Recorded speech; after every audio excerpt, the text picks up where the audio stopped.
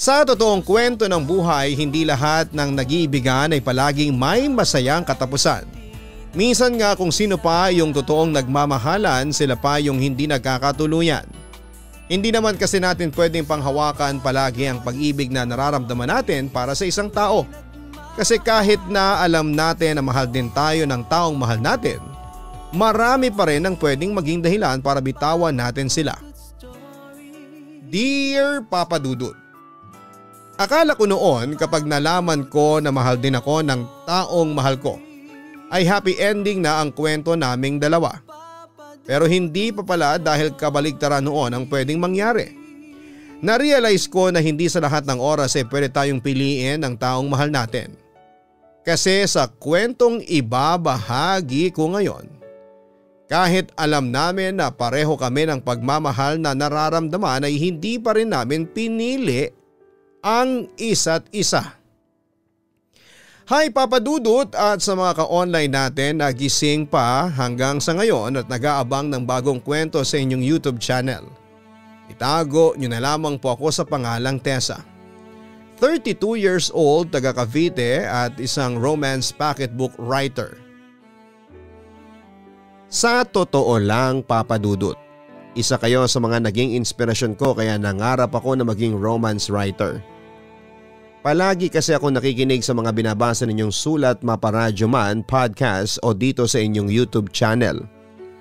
Fiction novel nga pala ang mga sinusulat ko. At sa hinagap ay hindi ko naisip na totoong kwento ko na itong isusulat ko sa ngayon. Wala lang, iba pa rin pala sa pakiramdam na sariling kwento ko naman ang ginagawa ko. At ngayon pa lamang ay hinihiling ko na hindi ako maiyak bago ko matapos itong sulat ko. Aminado ako Papa Dudut na hindi ako kagandahan noong nasa high school pa lamang ako. Medyo mataba kasi ako, kulot ang buhok, mapimples tapos sungki pa ang mga ngipin ko. Maswerte na lang talaga ako na maputi ang balat ko at matangos ang ilong. Kaya may ilan pa rin na nagsasabing maganda ako.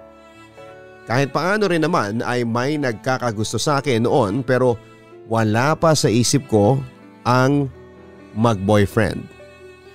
Ang pag-aaral ang gusto kong pagtuunan talaga ng pansin hanggang sa isang araw. Aray, wika ko nang may makabangga ako na isang lalaki. Naku miss, sorry. Ayos ka lang ba? Wika ng lalaki na pinulot ang nabitawan kong bag at folder. Ako dapat ang pupulot nun pero napatulala na lamang ako sa kanya habang ginagawa yon. Alam nyo yung slow-mo effect sa mga pelikula. Parang naging ganon bigla ang paningin ko sa kanya. Mula sa mapulan niyang mga labi, hindi katangusang ilong at singkiting mga mata. Hanggang sa tuluyan ng magtama ang mga tingin naming dalawa. Miss, tawag niya pa sa akin. Sorry, sagot ko naman bago kaagad na binawi ang tingin mula sa kanya. Ano ka ba? Ako nga ang dapat na mag-sorry sa'yo kasi nabunggo kita. Pasensya na ulit ha. Eto na ang mga gamit mo. Wika niya. Maputi ang balat niya at mukha siyang Japanese. Sa suot niyang uniform ay nalaman ko kaagad na sa private school siya nag-aaral na hindi kalayuan mula sa public school kung saan naman ako nag-aaral. Salamat po. Ang sabi ko naman nang makuha ko na ang mga gamit ko. JP, tawag ng isang lalaki mula sa hindi kalayuan. Napalingon sa kanya ang lalaking nasa harapan ko at doon ko nalaman na siya ang tinatawag nito. JP pala ang pangalan niya. Tara na sa covered court, magsisimula na yung event. Wika pa nito. Pareho sila ng uniform na suot ni JP. Maputi rin ang balat nito at halatang anak mayaman. Sige miss, sorry ulit. Sabi pa sa akin ni JP bago siya sumunod sa lalaking tumatawag sa kanya. Naiwan ako sa kinakatayuan ko na nakahatid tanaw sa kanya. May ilan naman ako naging crush noon pero yon ang unang pagkakataon na parabang iba ang kilig na nararamdaman ko. Uy bes, sino yung kausap mo? Tanong ng best friend kong si Wena nang makalapit siya sa akin. Napatingin na rin siya sa tinitingnan ko bago ako tinulak. Naku, crush mo yun o? Pangaasar niya. Hindi kagad namang tanggi ko. Hindi raw pero pulang-pula na yung pisngi mo. Wika pa niya. Naku, ewan ko sa'yo. Halika na nga, manood na tayo ng event sa covered court. Sagot ko sa kanya.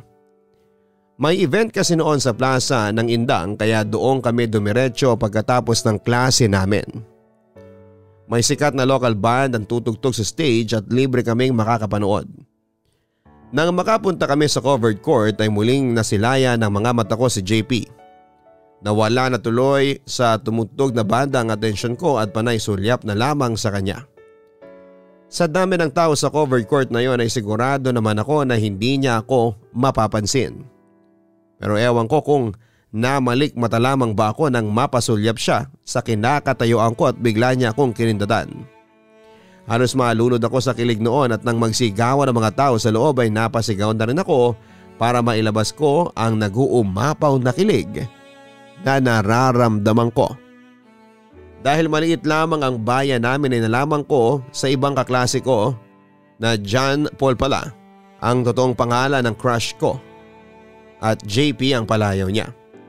Dominic naman ang pangalan ng lalaking tumawag sa kanya at mag-best friend daw silang dalawa. Kilalang kilala sila sa private school nila pati na sa public school namin dahil sobrang gwapo raw nila talaga. Hindi ko naman itatanggi yon kasi nga muntik nang mahulog ang pangako sa unang beses na nagkita kami ni JP. Nalaman ko rin na ahead sila ng isang taon sa amin sa high school. Nasa 3rd year na kami at 4th year naman sila. Mula din noon ay palagi na kaming saglit na tumatambay sa plaza ng best friend kong si Wena para abangan sina JP. Kapag hindi siya nakatingin ay tinititigan ko talaga siya. Pero kapag tumitingin naman siya sa akin ay kaagad akong umiiba ng tingin. Ayoko kasing mahuli niya ako na nakatingin sa kanya. Ay sa akin yung napapasulyap ako sa kanya paminsan-minsan. Uso na rin noon ang Friendster, Papa Dudut. Kaya nang makagawa ako ng account ay isa siya sa mga unang-una kong inad as a friend. Hindi ko alam kung natatandaan niya ba ako o napapadami lang din siya nang nasa friend list niya kasi kaagad niyang inaccept ang friend request ko. At doon ko talaga siya madalas na nai-stalk. Yung mga ganap niya sa high school hanggang sa mag-college na siya. Masaya na ako sa ganong paraan lamang kahit na hindi kami close. Nakikita ko naman siya sa social media niya. Nang mag-college ako ay nag-part-time ako sa isang fast food chain sa bayan namin, Papa Dudut. Ang hindi ko alam ay isa rin pala ang lugar na yon sa magbibigay ng munti pero nakakakilig na alaala para sa akin. Tessa, isarado mo muna yung kaha mo. Mag-survey ka muna sa mga customer na dumarating. Kaya naman ni Leia na mag-isang magkaha dyan sa counter. Utos sa akin ng manager namin. Sige po sir, sagot ko naman. Kinuha ko na ang clipboard at mga papel para sa survey. Lumapit ako sa ilang customer na nasa loob ng fast food at nagbigay sa kanila ng iba't ibang mga tanong. Halos lahat ng customer doon ay nag-survey ko na nang biglang bumukas ang entrance door at pumasok ang isang lalaking maputi. Medyo chubby at singkitin ang mga mata. Si JP yun na may kasamang babae na medyo may edad na. Mami, ako nang o-order sa food natin. Ang wika ni JP sa kasama niya. Saglit niya akong sinulyapan pero siguro ay hindi na niya ako natatandaan kaya hindi na niya ako nginitian bago siya pumunta sa may counter.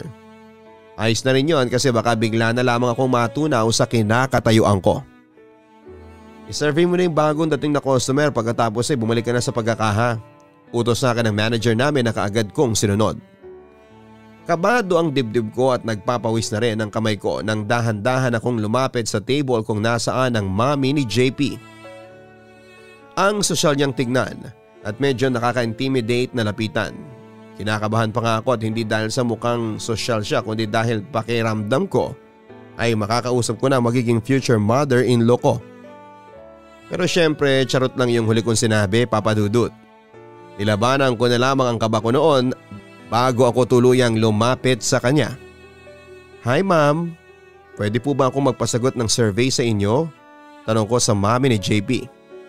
O naman iha, upo ka dito. Nakangiting sagot naman niya. Nagbigay na ako ng ilang tanong na nakangiti rin niyang sinagot. Unti-unti naging kampante na akong kausap siya. Napakabait niya kasing magsalita at masaya siyang kausap talaga. 5 minutes pa raw sa chicken, mami. Dadalhin na lang daw sa table natin mamaya kapag okay na. Ang wika naman ni JP nang makalapit sa amin ang hindi ko namamalayan. Muling kumabog ang dibdib ko nang umupo siya sa may tabi ko. Hindi ko tuloy siya magawang tingnan kasi baka biglang mga matis na naman sa pulang buong mukha ko. Ma'am, okay na pala to. Salamat po sa pagsagot ninyo sa mga tanong ko.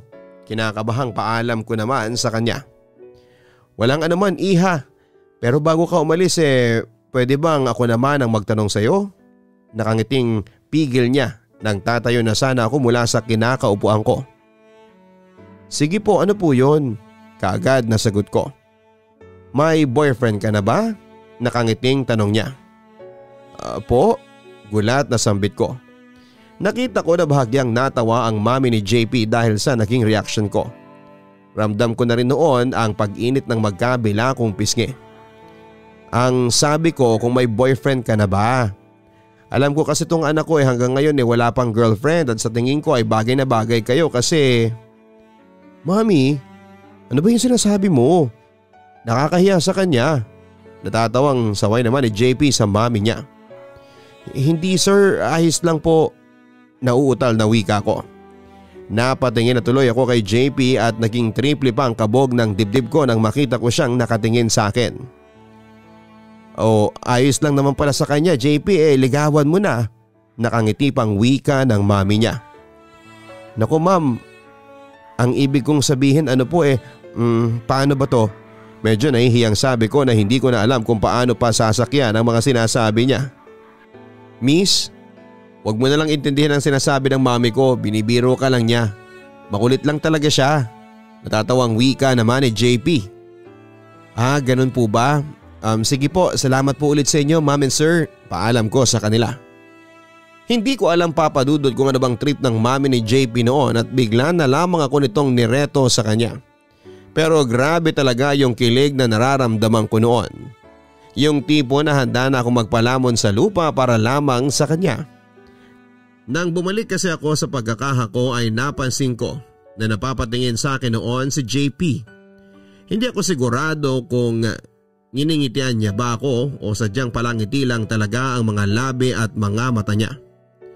Mas naging madalas sa tuloy noon ang pag-i-stalk ko sa kanya sa Friendster at kontento na ako na binibisita ang profile niya at mga bagong picture na pinopost niya. Kapag din nagno-notify sa akin na birthday niya ay isa ako sa mga kauna-unahang buwabate sa wall niya. Pakiramdam ko nga noon ay kilala na ako ni JP kahit sa Friendster lang. Hanggang sa isang araw ay makita ko na lamang na may bago siyang in-upload na picture. Iba yon sa mga picture na kadalasan niyang ina-upload. Dahil sa picture na yon ay may kasama at kayakap siyang babae. Wala namang kaming naging relasyon papadudot. Hindi naman talaga kami naging close at mas lalong hindi niya ako niligawan. Pero sobrang nasaktan ako noon ang mabasa ko sa ibang post niya na girlfriend na niya pala ang kasama niya sa picture. Mula noon ay tinigilan ko ng pag-i-stalk sa profile niya sa Friendster. At pinilit ko na lamang din nakalimutan ang nararamdaman ko para sa kanya. Nang makagraduate ako sa college ay nagkaroon ako ng iba't ibang trabaho. Naging cashier sa department store, sa isang cinema house, sales lady, call center agent hanggang sa balikan ko ang bagay na gustong gusto kong gawin. Ang pagsusulat ng mga romance novel. Hindi nagtagal ay may isang sikat na publishing company ang kumontak sa akin at sinabi nila na gusto nilang i-publish as a book ang pinasa kong manuscript. Kaagad akong pumayag at doon na nga ako naging isang pocketbook writer. Medyo nag-aayos na rin ako noon papadudot. Nagpa-brace ako ng ngipin ko, nagpariband ng buhok, nagpapayat at nagpaderma. Hindi ko sinasabi na medyo gumanda ako pero parang ganun na nga kasi nagkaroon na ako ng iba't ibang manliligaw hanggang sa naging boyfriend ko na ang isang dating schoolmate ko na si Leonard. Mabait naman siya, gwapo at may maayos na trabaho. Kaya nga lang may pagkababaero siya papadudot. Babe, hintayin mo ko. Tawag sa akin ni Leonard habang hinahabol ang mabilis na paglalakad ko. Huwag mo nga akong hawakan. Bulyaw ko sa kanya bago binawi ang kamay ko na hinawakan niya. Ayaw mo kasing huminto sa paglalakad. Kausapin mo naman kasi ako. Pakiusap niya. Wala na tayong dapat na pag-usapan pa kasi nakita ko na ang dapat kong malaman. Pagtataray ko kay Leonard. Hayaan mo kasi muna magpaliwanag ako eh. Giit pa niya. Paliwanag? Anong ipapaliwanag mo? Kung gaano kasarap humalik yung babaeng nakita ko na kahalikan mo doon sa restaurant? Sigaw ko sa kanya. Kakain dapat ako ng dinner sa isang restaurant pero kaagad ako nawala ng gana nang makita ko si Leonard na may kadate na iba. Ang malala pa doon ay nakita ko na naghahalikan silang dalawa. Mali naman kasi ang iniisip mo. Hindi naman ako seryoso sa babae na yon. Pagpupumilit pa niya. Ay wow, so dapat pala ay mag-thank you pa ako sa iyo. Iba ka rin naman Leonard. Iba yung kakapalan ng mukha mo. At para mabawasan yan, tutuhanin na natin ang pagtatapos ng relasyon na ito. Kasi hindi ko na kayang tiisin yung ugali mo. Mag-break na tayo Leonard. Sagot ko sa kanya bago ko siya iniwanan sa kinakatayuan niya. Hindi yun ang unang beses na nahuli ko siyang may ibang babae, Papa Dudut. Nagawa ko lamang siyang patawarin ng paulit-ulit kasi nanghihinayang ako sa mahigit isang taon na relasyon naming dalawa. Pero sa pagkakataon na yun ay pipiliin ko na ang sarili ko at hindi na ako muli pang makikipagbalikan sa kanya. Papa Dudut, hindi rin naman kaagad sumuko si Leonard sa pagsuyo sa akin. Mabuti na lang at hindi na ako naging marupok ng mga oras na yon at hindi ko na siya binalikan pa. Nag-focus na lamang ako noon sa pagsusulat ng mga nobela at sa mga book signing event na pinupuntahan ko. Hindi kasi sa pagyayabang pero medyo sikat na rin po akong writer kaya nagkaroon ako ng ganong event para sa libro ko. Single, walang love life pero may maayos na career. Okay naman ako sa ganong setup ko pero magugulo ang lahat nang makatanggap ako ng isang friend request sa Facebook mula kay JP. Opo Papa Dudut. Si JP na ultimate crush ko noong teenager pa lamang ako ay bigla na lamang nag-friend request sa Facebook.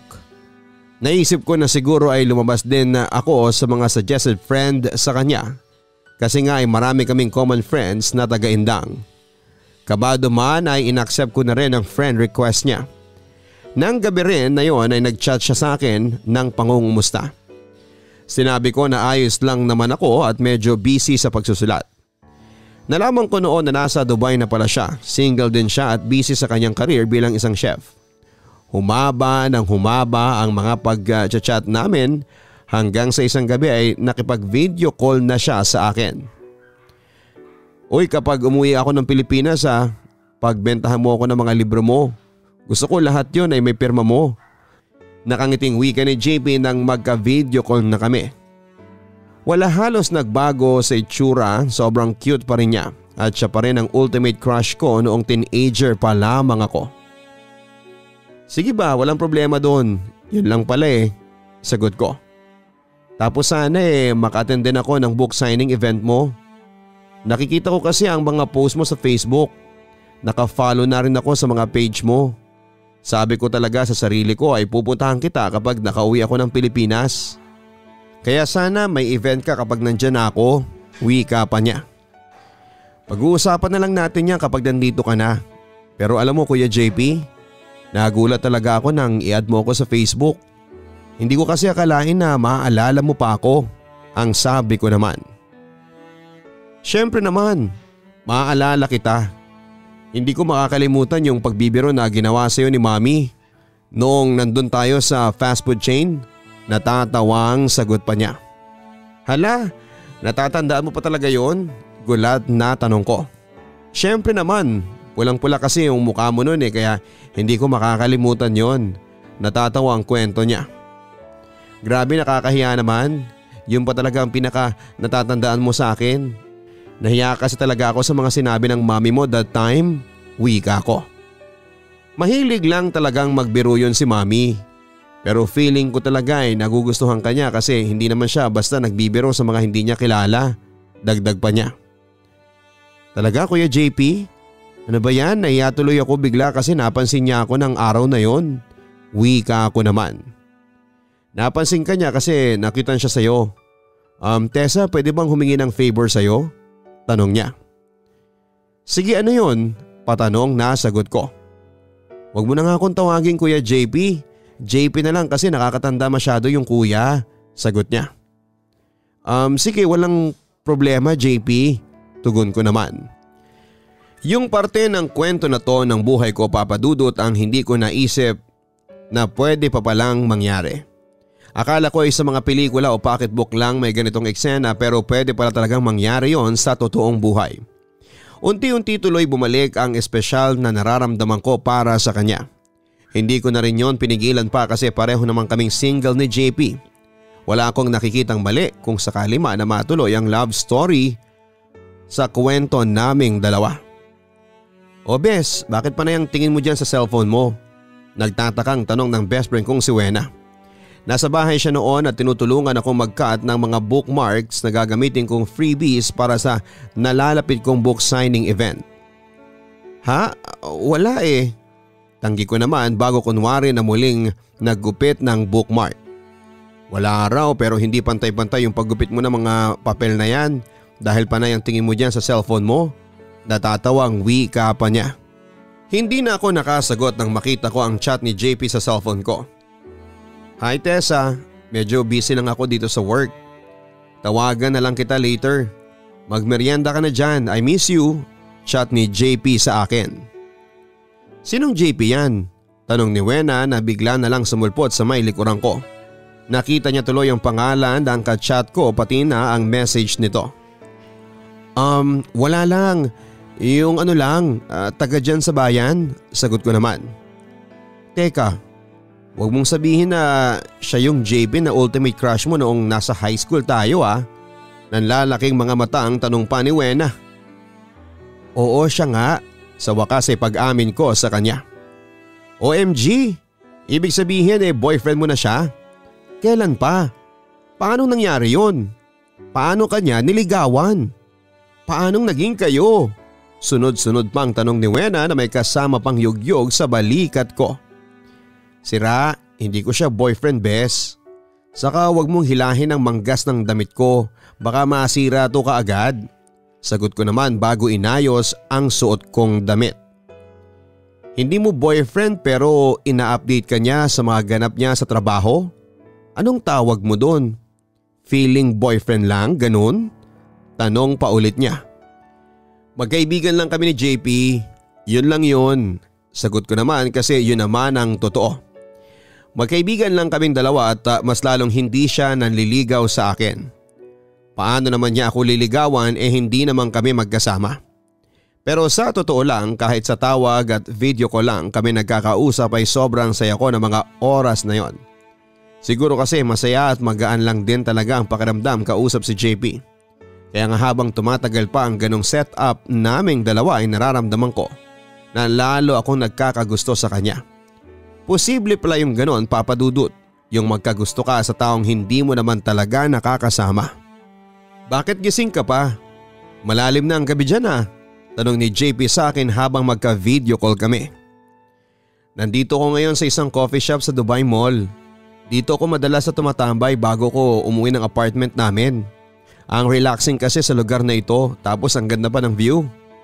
Tingnan mo mula dito sa pwesto ko makikita mo ang magandang Burj Khalifa at dancing fountain. Sagot niya bago iniharap ang camera sa magandang view na tinutukoy niya. Isang mataas na building yon na may magagandang mga ilaw. Pati na ang dancing fountain ay nagliliwanag din. Ang relaxing pagmasdan hindi ba? Kaya masarap magpalipas ng oras dito. Nakakawala ng pagod mula sa maghapon na trabaho. Kaya dito talaga ako madalas na tumatambay. Kapag malungkot ako o kapag gusto ko lang na mag-relax. Kwento pa ni JP nang muli niyang iharap sa kanya ang kamera. Ibig sabihin ba malungkot ka kaya nandiyan ka ngayon? Tanong ko. Hindi no. Paano naman ako malulungkot kausap na kita ngayon. Nakangiting sagot niya. Muling binalot ng kilig ang katawan ko na pilit kong hindi pinapahalata sa kanya. Binobola mo naman ako JP wika ko. Real talk yun Tessa. Saka ang totoo kaya nandito ako kasi gusto ko lang din na sabay nating makita yung nagliliwanag na dancing fountain at Burj Khalifa. Gusto ko lang i-share sa'yo yung gaan na nararamdaman ko sa ngayon. At mas gumagaan yung feeling kapag kausap kita. Ikaw ba? Anong ginagawa mo kapag stress ka na? Tanong niya. Wala naman masyado, tipid na sagot ko. Paanong walang masyado? Hindi ka man lang umaalis ng bahay ninyo o kaya namamasyal? Tanong niya ulit. Parang ganun na nga kasi hindi naman talaga ako mahilig mamasyal. Ayos na sa akin kahit matulog na lang ako ng buong maghapon dito sa bahay. Hindi man nawawala yung 100% ng stress na nararamdaman ko nababawasan naman yon. Kaya okay na rin kahit papaano. Kwento ko naman. Hindi kasi ako yung tipo ng mahilig lumabas ng bahay. Sabi nga ng iba ang boring ko raw na tao.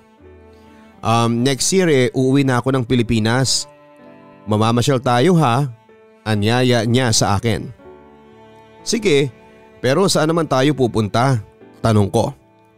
Siguro sa Tagaytay tapos kumain tayo dun sa Bulaluhan. Pwede rin sa Baguio. Tapos mamitas tayo dun sa Strawberry Farm saka tumambay sa Burnham Park.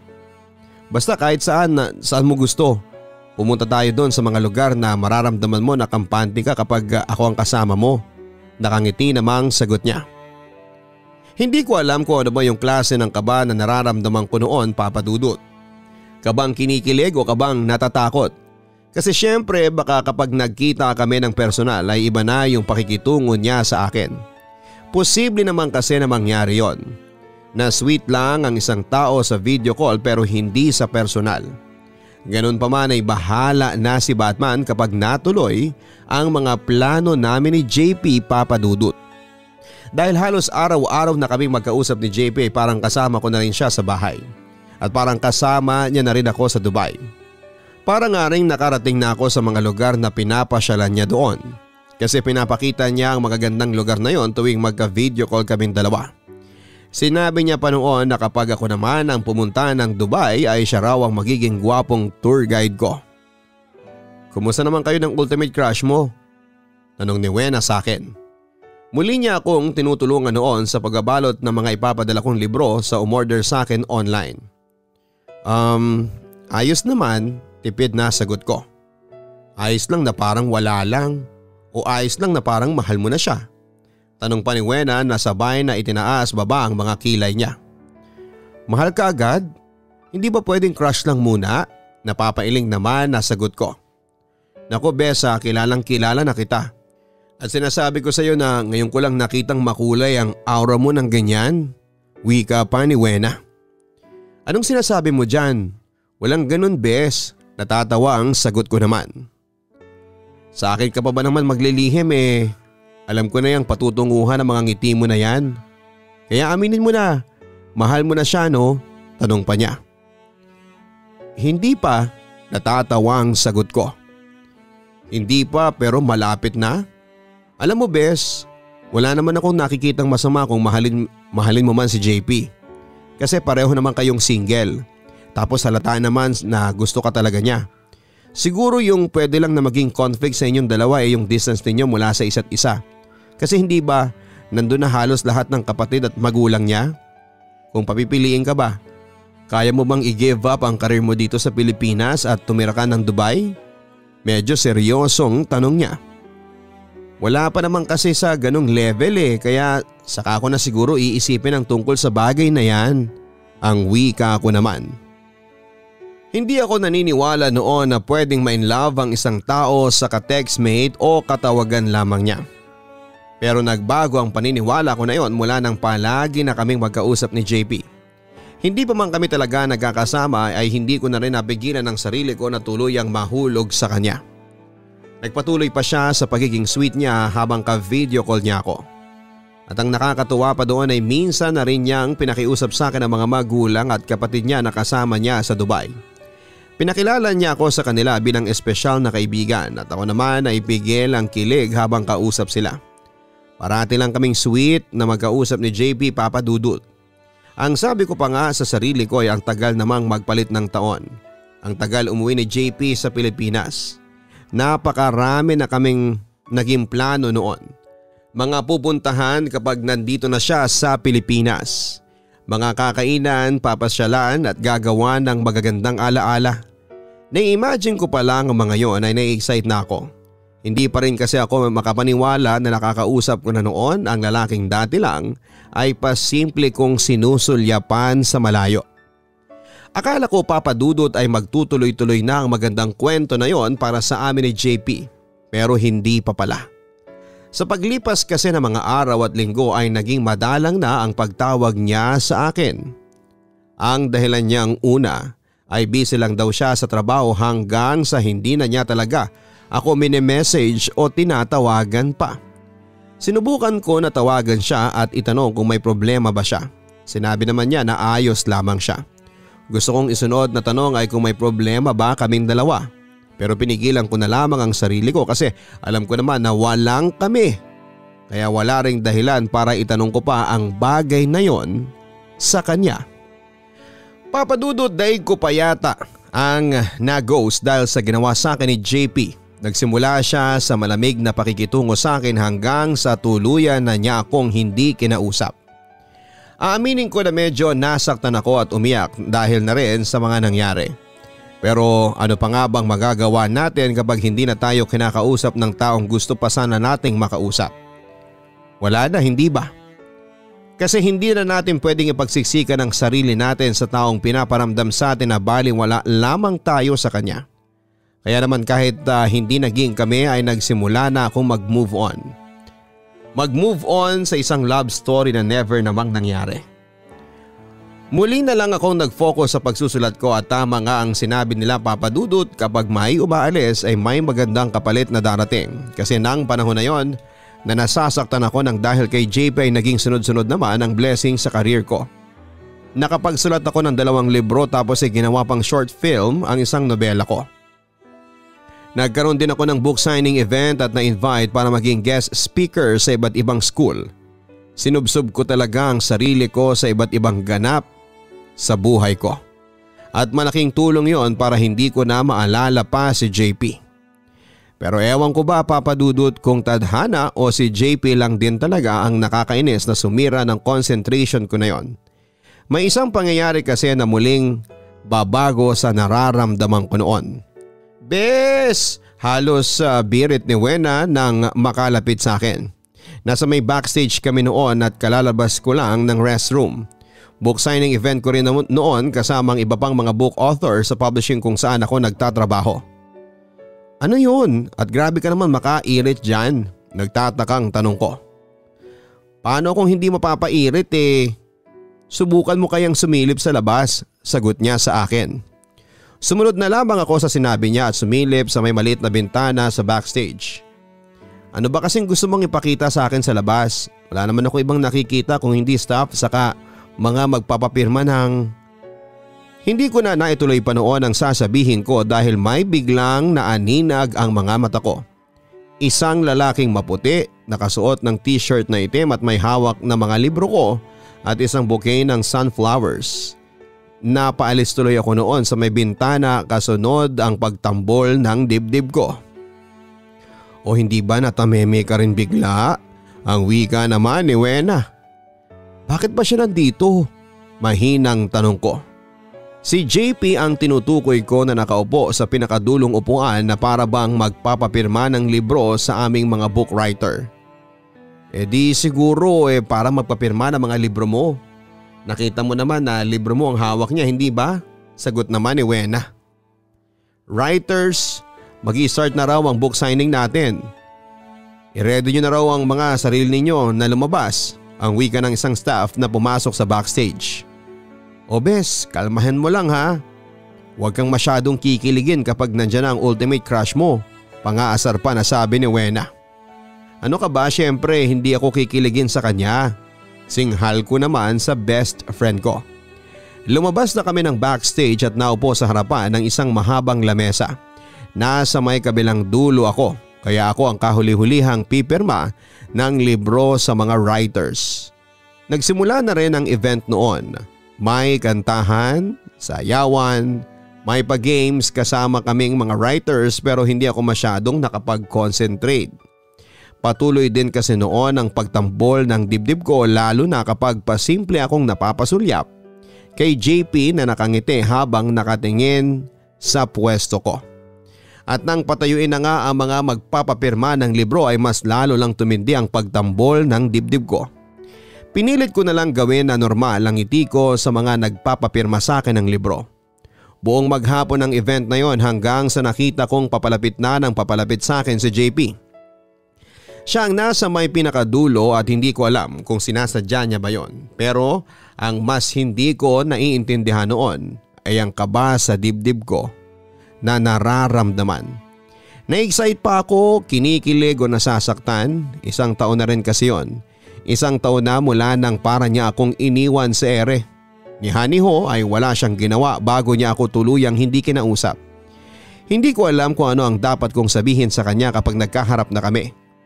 Dapat ko ba siyang hinga ng paliwanag o dapat na wala lang akong sabihin dahil wala namang kaming naging relasyon? Hay, bahala na. Thank you po Miss Tessa, wika ng babaeng nagpapirma sa akin. Salamat din. Mag-ingat din kayo sa pag-uwi ninyo mamaya, sagot ko naman sa kanya. Dahil magdadapit hapon na noon. Ubus na ang mga taong nagpapapirma ng libro at iisa na lamang ang nakikita kong papalapit sa pwesto. Hello Tessa, pwedeng magpasign itong mga libro mo? Nakangiting tanong sa akin ni JP. Ngumiti rin ako sa kanya habang binubulungan ang sarili ko. Huwag kang kakabahan Tessa, si JP lang yan. Relax, okay? Relax lang Tessa. Oo naman, pirmahan ko na itong mga libro Kuya JP ha, wika ko. Kinuha ko na ang 3 libro na hawak niya at sinimulang pirmahan. Pa-request pala ako ng dedication sa book. Huwag mo lagyan ng kuya ha, JP lang. Sabi ko naman kasi sa'yo na JP lang ang itawag mo sa akin, hindi ba? Nakangiti pa ring wika niya. Pakiramdam ko noon ay natutunaw na ako sa pagtitig na ginagawa sa akin ng maliit at singkitin niyang mga mata. Oo nga pala, sige, walang problema JP, sagot ko. Binilisan ko na lamang ang pagsusulat ko ng dedication sa mga libro para matapos na rin ang nakakakabang pag-uusap naming yon. Ito na yung mga books. Salamat sa pagpunta mo rito sa event namin, saka dito sa mga sunflowers mo. Wika ko naman. Wala yun. Tinupad ko lang din naman ang pangako ko sa iyo na pupuntahan kita at magpapapirma ako ng mga libro mo. At eto nga sa wakas ay nagkita na ulit tayo. In the flesh, tugon niya. Naalala ko na naman ang mga pangako na binitawan niya sa akin noon, yung mga plano naming gawin at puntahan kapag nakauwi na siya ng Pilipinas. Mga plano na alam kong hindi na namin pwedeng gawin pa. Oo nga eh.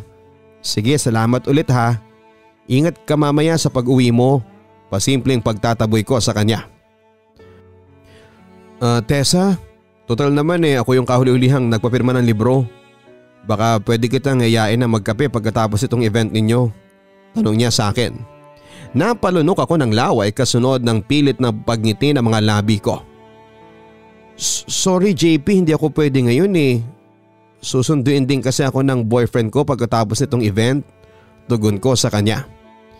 Nakita ko ang biglang pagbabago ng ekspresyon ng mukha ni JP. Magkahalong lungkot yon at panghihinayang ang nabasa ko kahit pa nakangiti ang mga labi niyang natural ang pagkapula. Ganun ba? Sayang naman, siguro next time na lang no? Wika niya. Oo, next time na lang. Ingat ka sa pag-uwi mo mamaya ha. Salamat ulit dito sa sunflowers. Nakangiting sagot ko sa kanya. Papadudot pagkatapos na hindi magparamdam sa akin ni JP noon ay bumalik naman si Leonard sa buhay ko. Dumoble ang effort na ginawa niyang panunuyo hanggang sa nakipagbalikan na nga ulit ako sa kanya. Ako kasi yung tipo na ayoko nang papalit-palit ng boyfriend. Kung pwede namang ayusin pa, bakit hindi na lamang ayusin? Saka isa pa ay ginawa ko lang din na panakipbutas ang boyfriend ko sa kirot na nararamdaman ko noon nang dahil kay JP at nang bigla ngang dumating si JP sa book signing event na yon. Tuluyan ng lalong nagulo ang nararamdaman ko. Sayang, hindi ko inabutan yung event ninyo kanina. Nag-out pa naman ako ng maaga sa opisina para mapuntahan ka. Sigurado ko babe na marami na naman ang nagpapirma ng libro sa'yo. Palagi namang nasa sold out ang mga libro mo sa event hindi ba? Kaya nga proud na proud ako sa'yo. Wika ni Leonard na hindi ko masyadong iniintindi. Nasa loob kami ng kotse niya at bumabiyahe ng pauwi. Nakatingin ako sa may labas ng bintana kung saan ay ipit kami sa traffic. Kaya puro sasakyan lang na may iba't ibang liwanag ang nakikita ko. Mag-aalas 8 na rin kasi ng gabi kaya medyo traffic na talaga pauwi ng Cavite. Babe? Tawag niya sa akin bago hinawakan ng kamay ko. Ha? Usal ko. Hindi ko na kasi naintindihan pa ang mga sumunod niyang sinabi. Tinatanong kita kung saan mo gustong kumain, wika niya. Sinalubong ko ang medyo bilugan niyang mga mata. Saglit na pinagmasdan ang mukha niyang may matangos na ilong at kayumangging kulay. Kung paghahambingin silang dalawa ni JP ay mas lamang si Leonard sa tangkad at tangos ng ilong. Pero mas lamang naman si JP sa puso ko. Ang ibig kong sabihin mas lamang si JP pagdating sa ganda ng ngiti at mga labi. Ikaw nang bahala kahit saan, okay lang sa akin, sagot ko. Ayos ka lang ba? Tanong ni Leonard. Oo naman, nakangiti na rin sagot ko. Babe, kung may gusto kang sabihin sa akin, kung may gumugulo sa isipan mo, kung feeling mo niloloko pa rin kita, sana huwag mong… Ayos lang ako, huwag mo akong alalahanin. Walang kahit na anong gumugulo sa isipan ko sa ngayon. Putol ko sa mga sinasabi niya para pakalmahin siya. Nakita ko naman ang effort ni Leonard mula nang magkabalikan kaming dalawa, Papa Dudut. Palagi niya akong ina-update sa bawat oras sa ginagawa niya kahit na hindi ko naman yon inuutos sa kanya. Ibinigay niya rin sa akin ang password ng Facebook at IG niya pero ni minsan ay hindi ko pinakialamanan yon. Ayoko kasing isipin niya na nawawala na siya ng privacy sa relasyon naming dalawa. Kaya unti-unti ay muli kong binalik sa kanya ang tiwala ko. Ramdam ko noong una na pati pagmamahal ko para sa kanya ay bumabalik na rin. Kumbaga hindi na lang siya. Isang panakipbutas ko lang. Kaya lang mula nga nang magkita at magkausap kami ni JP. Mula nang tuparin niya ang isa sa mga pinangako niya sa akin na pupunta siya sa book signing event ko. Doon na nagulo ang lahat pati na ang nararamdaman ko para sa kanilang dalawa ni Leonard. Papadudot naging active na ulit sa Facebook si JP mula nang umuwi siya ng Pilipinas. Pumunta siya noon ng Tagaytay, mag-isa lamang siya pero may caption na ikaw sana ang kasama ko. Kaya lang iba na pala ang gusto mong kasama ngayon. Tumuloy din siya sa Baguio noon, nagpost siya ng isang picture sa may strawberry farm na may caption na ang sabi natin dati sabay tayong mamimitas ng strawberry. Hindi na tuloy ako namitas kasi wala ka naman sa tabi ko. At isang picture pa ng pinost niya kung saan ay puro maliliit na bangka sa Burnham Lake ang makikita. May caption naman siya doon na gusto ko sanang sumakay ng bangka pero mas gusto ko nakasama ka ngayon kahit na hindi na po pwede. Grabe Papa Dudut. Kulang na lang ay itag ako ni JP sa mga pinopost niya. Hindi ako assuming pero sigurado ako na para sa akin ang mga post niya. Bakit kasi ngayon pa siya dumating kung kailan nagkabalikan na kami ni Leonard? Pero sadyang mapaglaro ang tadhana para sa aming dalawa. Pilit niya kaming pinaglalapit kahit alam ng tadhana na hindi na kami pwede para sa isa't isa. Nandito lang ako sa may milk tea shop nakatambay. Tapos na kasi akong mamili ng mga gagamitin kong pang freebie sa next book signing ko. Sabi ko kay Leonard, nakausap ko noon sa cellphone. Nasa Batangas kasi siya at ilang araw nang nawawala sa Cavite. Okay sige, ingat ka na lang mamaya sa pag-uwi mo ha. Huwag ka nang masyadong magpagabi dyan. Ang bili naman ni Leonard bago binaba ang tawag. Nangangalahati pa lamang ang milk tea na in-order ko nang biglang may lumapit sa akin at bumati. Hi Tessa, pwede bang magpapirma nitong libro mo? Tanong ni JP. JP? Anong ginagawa mo dito? Gulat na tanong ko. Nagmumol kasi ako kanina tapos nakita kita rito kaya nilapitan kita. Ayos lang naman kung magpapirma ako sa iyo ng libro mo dito, hindi ba? Nakangiti pang tanong niya habang hawak ang isa sa mga sinulat kong libro. Hindi ba napirmahan ko na yung mga libro ko na binili mo? Nagtatakang tanong ko.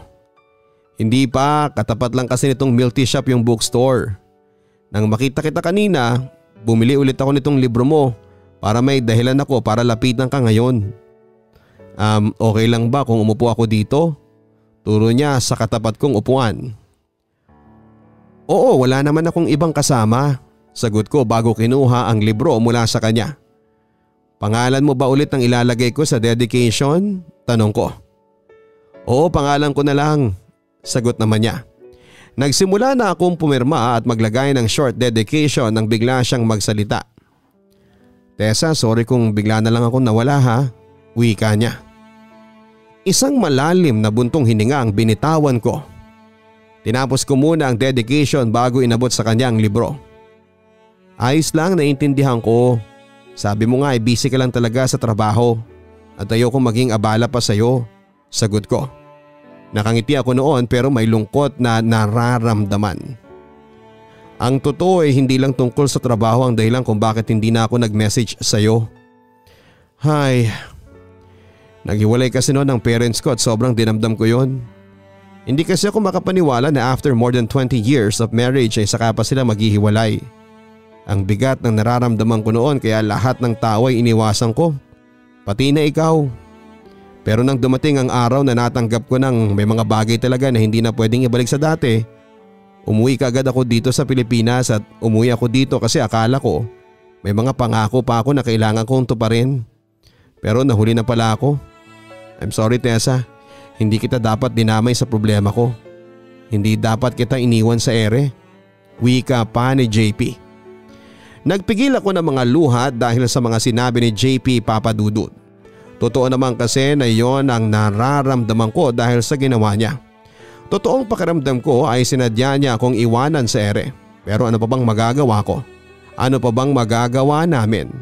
Hindi na namin pwedeng ibalik yung dati. Kaya sinabi ko na lamang sa kanya na hindi ko naman ginawang big deal ang bagay na yon. Hindi ako masyadong nasaktan kaya hindi niya kailangan na mag-sorry sa akin. Nang alokin niya ako na siya na ang maghahatid sa akin ay tumanggi ako ng una. Pero nang sabihin niya na minsan lang naman daw kaming magkita dahil pabalik na rin siya ng Dubai ay pumayag na rin ako.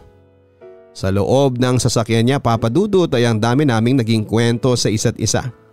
Binalikan namin yung mga araw na palagi kaming magkatawagan, yung mga pangako na binitawan namin sa isa't isa. Yung alaala na hanggang kwentuhan na lamang namin pwedeng balikan. Kulang na kulang talaga yung 40 minutes na biyahe para sa aming dalawa. At nang makarating kami sa bahay, saglit pa kaming nag-usap sa may gate bago siya tuluyang nagpaalam sa akin. Tessa, sandali lang. Bigil ni JP nang bubuksan ko na sana ang gate ng bahay. I like you. Gusto kita at alam ko sa sarili ko na mahal na kita. Siguro nga hindi na pwede. Masyado nang huli para sa sinasabi ko ngayon at alam ko na kasalanan ko yon. Pero gusto ko pa rin malaman mo na mahal kita. Don't worry, hindi naman ako manggugulo kasi babalik na ako sa Dubai next week. Gusto ko lang din na mag-thank you kasi binigyan mo ko ng chance na makasama ka. Salamat Tessa. Hindi ko man natupad ang mga pangako. Ang lahat ng mga pangako ko sa iyo. At least nagawa ko yung nag-iisang dahilan kung bakit bumalik ako sa Pilipinas. Yon ay ang makita at makasama ka kahit saglit lang. Ang wika pa ni JP bago siya tuluyang sumakay ng kotse niya. Nang makapasok ako sa loob ng bahay Papadudut ay tuluyang ko nang hindi napigilan ang sarili ko na maiyak. Ganon pala talaga. Yung sabog ng luha na pilit mong pinipigilan, parang wala nang katapusan ng pag-agos mula sa mga mata ko. Gustong gusto kong piliin noon si JP at iwanan na lamang si Leonard pero anong kasiguraduhan ko na hindi ako masasaktan sa kanya. Ayokong gumawa ng desisyon na alam kong pwede kong sobrang pagsisihan sa bandang huli. Pagkalipas ng isang linggo ay nakita ko sa Facebook na bumalik na nga ng tuluyan si JP sa Dubai. Ayos na rin yon para sa akin kasi ibig sabihin ay wala na akong pangahawakan pa sa kanya. Mabilis na lumipas ang isa pang taon at hindi na masyadong active si JP sa social media. Hindi ko na rin siya muli pang nakausap at doon ko na nasabi sa sarili ko na oras na para mas seryosohin ko ang relasyon namin ni Leonard. Kaya lang papadudot na huli ko naman siya na may ibang kinakalokohang babae. Akala ko talaga noon ay wala na siyang kalokohan na ginagawa pero tinatago niya pala yung mga landian conversation nila sa ML app niya. Marami siyang iba't ibang babae na kinakausap at nilalandi. Sobrang nasaktan talaga ako noon, papadudot. Si Leonard na kasi ang pinili ko sa kabila ng ilang beses na panluloko niya sa akin. Pinili ko pa rin na pagkatiwalaan siya.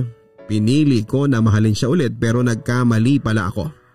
Sinubukan niya pa akong suyuin pero naging matigas na talaga ang loob ko. Hindi lang dahil sa nasaktan ako kung hindi dahil sa labis na pagsisisi na nararamdaman ko noon. Sana sinubukan ko na lang na piliin kung sino talaga ang tinitibok ng puso ko. Sana sumugal na lamang ako kahit na walang kasiguraduhan na magiging masaya talaga ako. Sana ay pinili ko na lamang si JP noon. Papadudot, nagdesisyon ako noon na mag-hiatus muna ako sa pagsusulat. Nagpaalam din ako sa publisher namin at sa mga online platform kung saan ako nagsusulat na magpapahinga muna. Naging pake ako at nag-book ng flight papunta sa lugar na alam kong makakatulong sa akin para kahit papaano ay makalimot. Dinala ako ng mga paa ko sa Dubai na gulo ang isip at nararamdaman.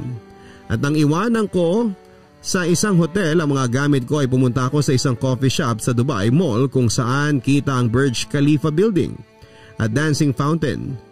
Napaka-pamilyar sa akin ang lugar na yon.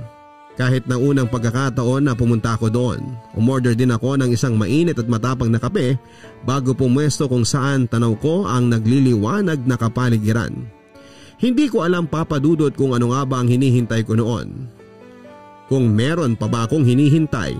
Pero ang sarap pala sa pakiramdam na puntahan yung lugar na dati lang ay pinagkukwentuhan namin ni JP. Ang sarap balikan ng alaala kahit medyo may kirot yon na hatid sa akin. May ilang sandali din akong nagpalipas ng oras doon. Medyo malalim na ang gabi nang mag-decide ako na umuwi muna ng hotel. Mahigit 24 hours na kasi akong gising. Kaya rin pinili ko ang matapang na kape dahil ayokong makaramdam ng pagod at antok. Aray, sambit ko nang may makabunggo akong lalaki. Sorry miss, hindi kasi ako… Tessa? Wika niya. Napalunok ako ng laway nang magkasalubong ang tingin ng mga mata namin ng lalaking nakabungguan ko. Grabe, ganon na ganon ang unang eksena kung paano kami nagkakilala. Pinaglalaro ba talaga kami ng tadhana o sadyang nagkataon lang na parang umulit ang lahat? JP, gulat na wika ko. Sinong kasama mo? Boyfriend mo? Magkasunod na tanong niya sa akin habang titig na titig sa mga mata ko. Hindi mag-isa lamang ako saka wala na akong boyfriend. Break na kami ni Leonard. Mahina pero malinaw na sagot ko. Anong ginagawa mo dito sa Dubai? Naguguluhang tanong niya. Gusto ko lang makita ang Dubai, ang Burj Khalifa at dancing fountain. Nauutal na sagot ko. Pakiramdam ko noon ay lalabas na ang puso ko mula sa dibdib ko sa sobrang lakas ng kaba ko. Yun lang? Muling tanong niya. Saglit akong natahimik. Nagtatalo ang isip at puso ko kung ano ang dapat kong isagot sa kanya. Dapat ko na bang aminin yung totoong nararamdaman ko o dapat na huwag ko munang madaliin ang lahat? Pero ayoko nang magsayang ng panahon. Ayoko nang mawala ulit si JP sa akin. Pumunta ako dito dahil sa iyo, JP. Dahil gusto kitang makita at makausap. JP, I like you. At nagsisisi ako na hindi kita pinili noon. Pero pwede pa naman, hindi ba? Pwede pa ulit kitang piliin ngayon? Medyo naluluha at diretsong sabi ko sa kanya. Unti-unting nabawasan ang bigat sa dibdib ko. Yun lang pala ang kailangan kong gawin. Ang sabihin sa kanya ang totoong nararamdaman ko. Pero hindi sumagot si JP. May kirot sa mga mata niya. May panghihinayang. Bakit ganon? Bakit parang hindi siya masaya sa mga sinabi ko? Love, sorry ngayon lang. Late na kasi ako nakapag-out sa trabaho. Wika ng isang babaeng biglang lumapit sa amin. Mali, kay JP lang pala siya lumapit kasunod ng paghalik niya sa mga labi ni JP. Umiwas ako ng tingin noon at kaagad na pinunasan ang nagbabantang luha sa mga mata ko. Ibinalik ko ang tingin ko sa kanila pati na mga labing mahingitin na pilit kong ginawang natural. May kasama ka pala? Baling sa akin ang babae. Love, si Tessa. Old friend ko sa Philippines. Tessa si Pau, fiancé ko. Pakilala ni JP sa babaeng nakahawak sa kamay niya.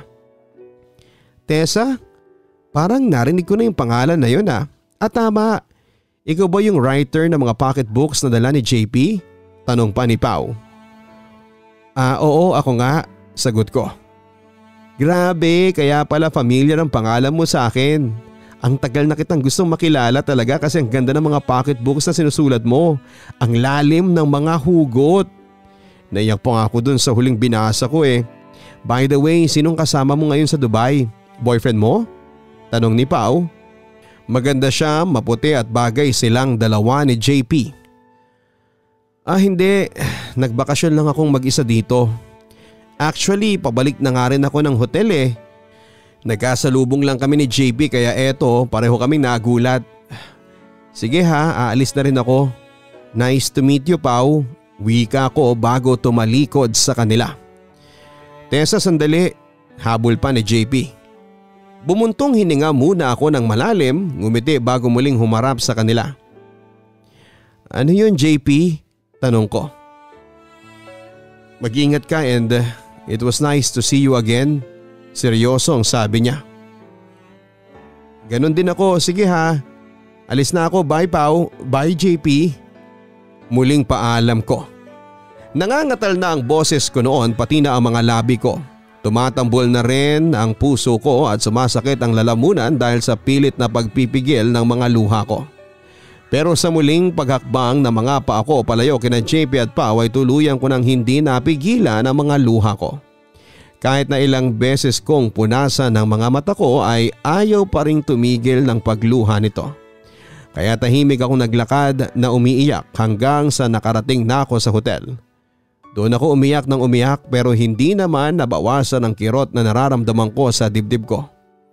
Bakit ganon? Bakit palagi na lamang wrong timing ang sa amin ni JP? Ilang araw pa ako nagstay ng Dubai at nakatanggap ako ng chat mula kay JP. Sinabi niya na gusto niya raw akong makausap pero hindi na ako nag-reply. Tama na yung minsang sumugal ako para sa aming dalawa kahit na talo ako sa huli. Ayaw ko nang sumugal pang muli. Lalo na at alam kong may ibang tao na ang pwedeng masaktan. Pero grabe lang talaga, Papa Dudut. Bakit ba parang trip na trip kami ni JP na paglaruan ng tadhana? Nung handa na akong sumugal sa kanya, siya naman ang takot na masaktan niya ako. Nang maging handa naman siya, hindi na bakante ang puso ko. At nang mabigyan naman siya ng spasyo sa puso ko, siya naman ang meron ng ibang minamahal. Grabe no? Kami yung tipo ng dalawang tao na hindi nabigyan ng pagkakataon na magkaroon ng sariling love story. Parang ang damot ng happy ending para sa aming dalawa. Pero siguro nga kasi hindi naman talaga tinadhana na maging kami. Hindi kami tinadhana para mahalin ang isa't isa. Mahigit 2 taon nang nakakalipas mula nang huli kaming magkita at magkausap ng personal ni JP, Papa Dudut. Ang weird lang kasi minsan ay nawawala siya sa friend list ko tapos bigla ako makakatanggap ng friend request mula sa kanya. May 4 na beses yatang nangyari yon. Hindi ko alam kung siya ba ang nag-unfriend sa akin o ang fiancé niyang si Pau. Hanggang sa hindi ko na inaccept pa ang friend request niya sa huling beses na nag-notify siya sa akin. Gusto ko na rin kasing makapag-move on sa kanya. At pakiramdam ko ay hindi yon mangyayari hanggat hindi ko siya inaalis sa buhay ko. At sana pagkatapos kong isulat ang kwento na ito ay maging daan din ito para tuluyan ko nang matanggap na ilang beses man kaming pinaglaruan ng tadhana. Sa huli ay hindi talaga kami para sa isa't isa. Maraming salamat Papa Dudut kung sakali man na mapili at mabasa po ninyo itong sulat ko at salamat sa pagiging isang inspirasyon para sa akin. At pati na rin sa mga ka-online natin para magbahagi ng kanya-kanyang mga kwento ng buhay. Malaking tulong din talaga itong YouTube channel ninyo para sa mga kagaya ko na hirap mag-move on. Salamat uli at sana ay mas malayo pa ang marating ng inyong YouTube channel. Lubos na gumagalang, Tessa. Maraming salamat Tessa sa pagbabahagi mo ng sarili mong kwento ng pag-ibig. Alam mo naniniwala ko na kahit na hindi man naging kayo ni JP, love story pa rin ang matatawag sa kwento ninyong dalawa. Alam mo naman kasi sa sarili mo na may pagmamahal na umiikot sa kwento ninyo ni JP. Yun nga lang, hindi lang talaga maganda ang naging katapusan. Bilib din ako sa mga naging desisyon mo. Mas pinili mo at tama na masaktan ang sarili mo kesa ang ibang tao. Kaya naniniwala ako na hindi man talaga si JP ang para sa iyo, tadhana na rin mismo ang maglalapit sa iyo sa taong totoong nakatadhana na makasama mo sa panghabang buhay. Mga ka-online, hindi naman masama ang paminsan-minsan ay sumugal tayo sa ngalan ng pag-ibig. Pero sana kagaya ni Tessa, palagi pa rin nating isaalang-alang ang mararamdaman ng ibang tao. Kung may masasaktan ba tayo kapag sumugal tayo na maging masaya? Kasi ang totoong pag-ibig minsan ay mapagparaya yan. Lalo na kung alam natin kung saan talaga magiging masaya ang taong mahal natin. Kaya bago tayo gumawa ng isang desisyon na pwedeng makasira ng isang tahimik na relasyon ay pag-isipan muna nating mabuti ang lahat. Dahil pwedeng hindi tayo maging totoong masaya kapag nalaman natin na may ibang taong nasasaktan ng dahil po sa atin. Huwag kalimutan na mag-like, share and subscribe. Maraming salamat po sa inyong lahat. Hanapin nyo din po yung Papa Dudut Vlogs. Magandang gabi po. Ang buhay ay mahiwaga, laging may lungkot at saya. Sa Papa Dudut Stories, laging may karamay ka.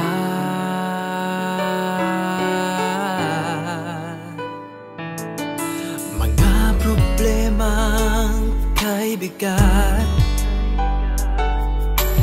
dito ay pakikinggan ka.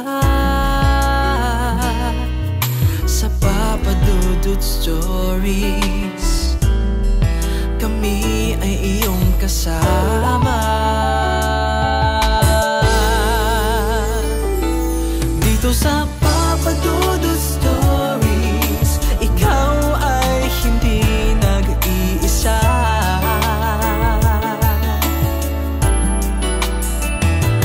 Dito sa Papa Dudut Stories, may nagmamahal sa'yo. Papa Dudut Stories, Papa Dudut Stories.